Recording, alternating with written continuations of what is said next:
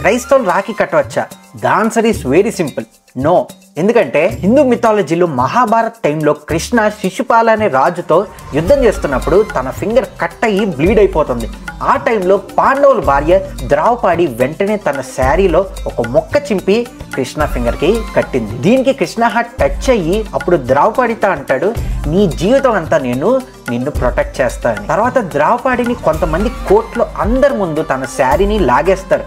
ఆ టైంలో కృష్ణ తన ప్రామిస్ని గుర్తు చేసుకుని తన పవర్తో శారీ అసలు ఊడిపోకుండా చేస్తాడు. ఇలా ఒక బ్రదర్ అండ్ సిస్టర్ లవ్ అని రక్షాబంధన్ వచ్చింది. ఇది మెయిన్ వెర్షన్. ఇలానే వేరే వెర్షన్స్ కూడా ఉన్నాయి, బట్ హిందూయిజంలో ఎక్కువగా ఈ వెర్షన్ నే యాక్సెప్ట్ చేస్తారు. హైందవ ఆచారంలో అక్క తమ్ముడికి ఒక తాడు కడుతుంది.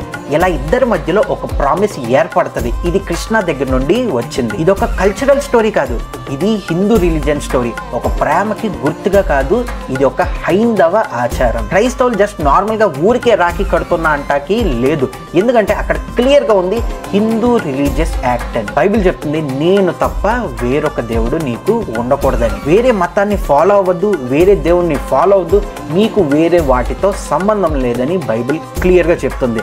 ఇది జస్ట్ ఒక ట్రెడిషన్ మాత్రమే కాదు, హిందూయిజంలో బాగా రూట్ అయి ఉన్నది. ఇయర్కి ఒకసారి బ్రదర్ అండ్ సిస్టర్ ప్రేమని చూపించుకోకండి.